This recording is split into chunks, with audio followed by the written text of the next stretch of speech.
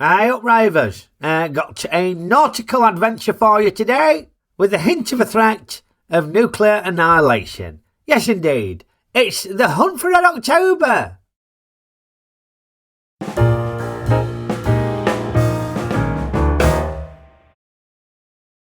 Yeah, we found ourselves in the Polyana Inlet, near some Soviet submarine base. And it looks blooming nippy, very nippy. You need your long johns on there, I reckon.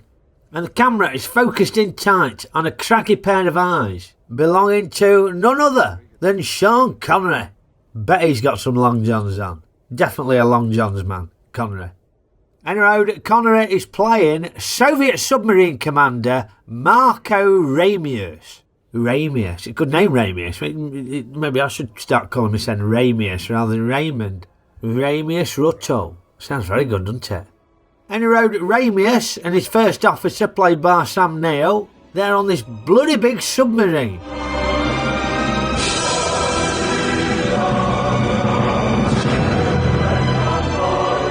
Which, judging from the titles, it's called the Red October.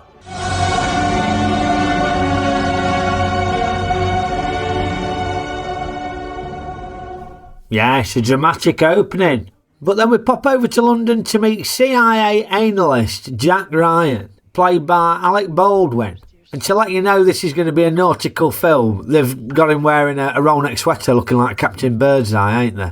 But Ryan is saying ta-ta to his little girl because he's on the flight back to Washington to brief government officials on this Red October submarine, because apparently it's some new funky design and it's got these mysterious features, but they ain't sure what they do. This could be a caterpillar. A what? A caterpillar drive. It's like a jet engine for the water. Goes in the front, gets squirted out the back, only it's got no moving parts, so it's very, very quiet. Which means it can pose an existential threat to the United States. When I was 12, I helped my daddy build a bomb shelter in our basement because some fool parked a dozen warheads 90 miles off the coast of Florida. This thing could park a couple of hundred warheads off Washington and New York, and no one would know anything about it till it was all over. High stakes indeed.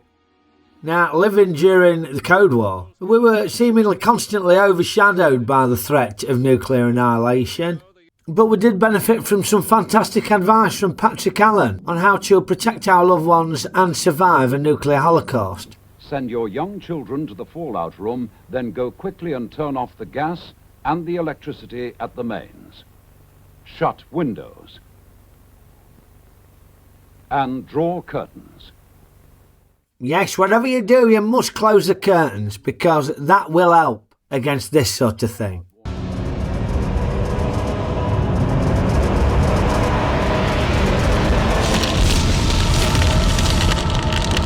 Now, admittedly, I'm taking that advice out of context for comic effect. To be fair to Patrick Allen, I think he was just talking about the issue of fallout. Before entering the building or cover, brush or shake off any fallout dust you may have picked up and get rid of it. Yeah, it's just like brushing off some grass cuttings. Maybe hoover up the fallout. That'd probably do the trick, wouldn't it? I mean, let's be honest, it ain't that far removed from this sort of thing. I always thought we were supposed to lie down or put a paper bag over your head or something. Yes, if you like. Hold that out. No. But when the advice comes from an authoritative voice like Patrick Allen's, you just believe it, don't you? Now, I should apologise here because you may or may not have heard me just with something in my mouth. That's because I'm sucking on a Jakeman's. Yeah, I've had this pesky cough lately, can't shift it, so my throat's got a nickel bit sore, so I'm sucking on a Jakeman's. Very unprofessional of me, but yeah, great stuff, Jakeman's, if you got a sore throat. Other lozenges are available. Yeah, I ain't getting sponsored by them, no. Anyway, I've got badly sidetracked here, ain't I? Now, yeah, back on board the Red October, and Rayvers has a meeting with the ship's political officer, Ivan Putin, played by a young Peter Firth. But yeah, Putin, yeah. No relation, presumably. And evidently Putin has the other key to open the orders vault thing. But having got the orders, Ramius promptly murders him.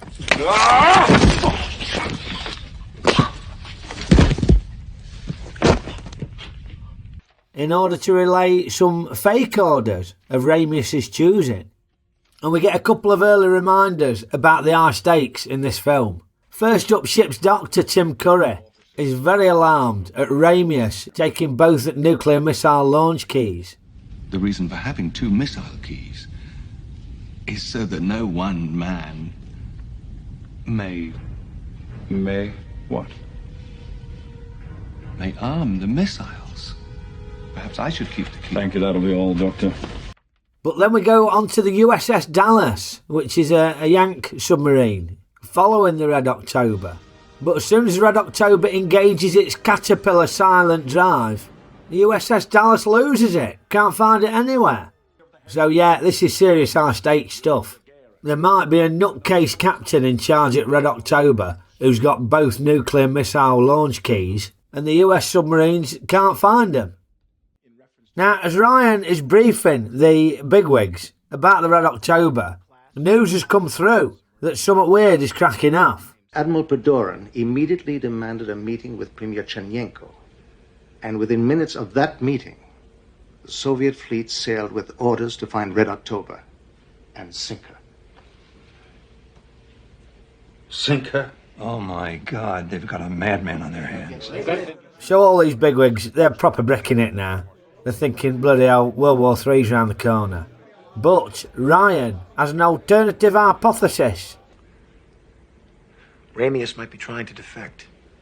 So the stage is set for a thrilling nautical game of cat and mouse as the Red October tries to evade both the US Navy and the Soviet Navy, whilst Jack Ryan has to convince his colleagues to not blow the Red October up.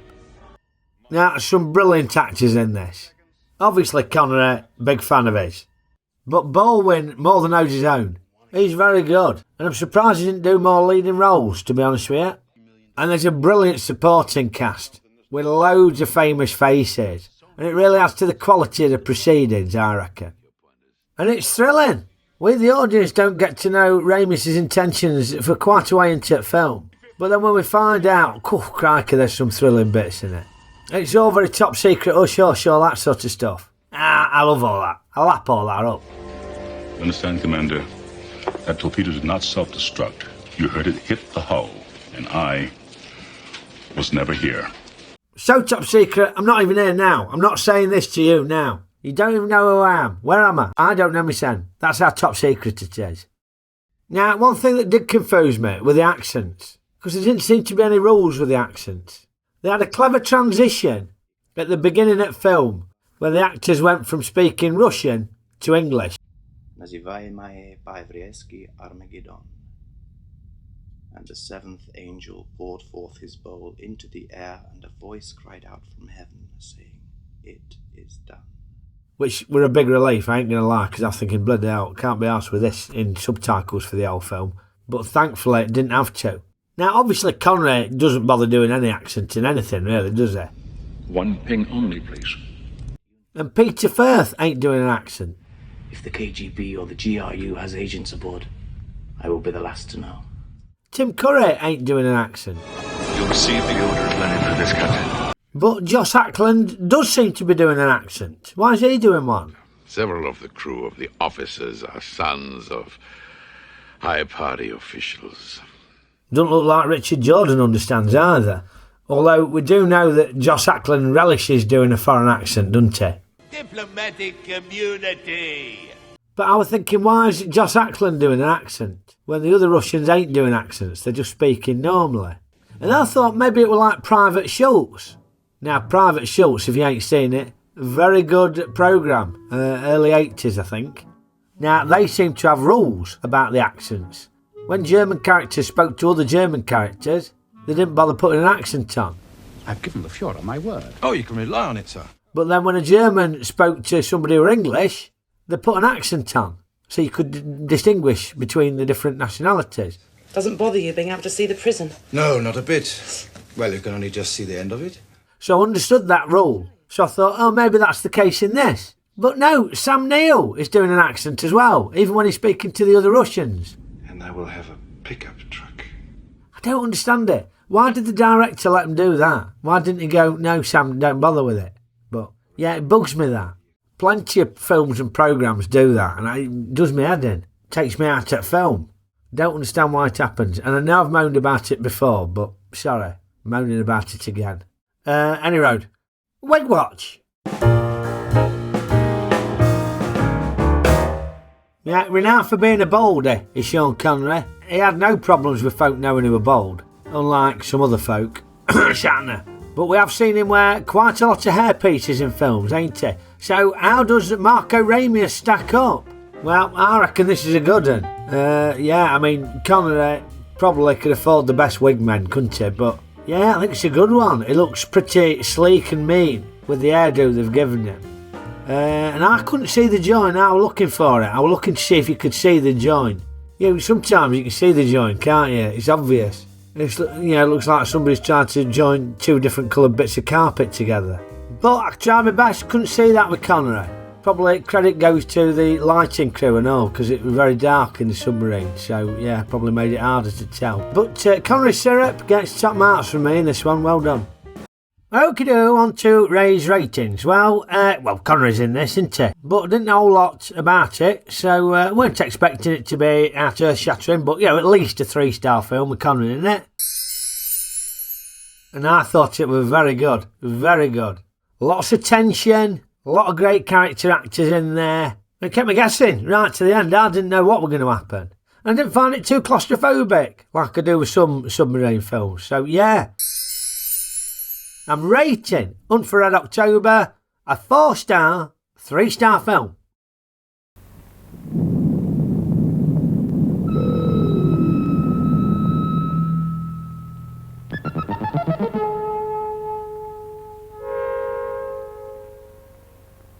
If your clothes are covered in nuclear fallout dust, strip down to your underpants and socks. If you have inhaled any nuclear fallout dust, try sucking on a Jakeman's. Other brands of lozenge are available.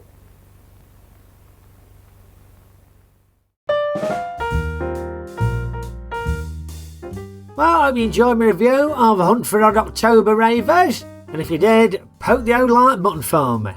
Make sure it's the like button and not the nuclear missile launch button. We don't want to set off World War III, do we? No. And remember to share our reviews with your mates and subscribe to the channel if you ain't already a subscriber. Very much appreciated. As are all the lovely comments you lot keep popping on. Thank you very much for those. I love reading them. It make my day, they do. Apologies if I don't get around to responding to them all, but thank you. And copyright box permitting, I'll be back with another review for you very soon. So I will see you next time. Okeydoo!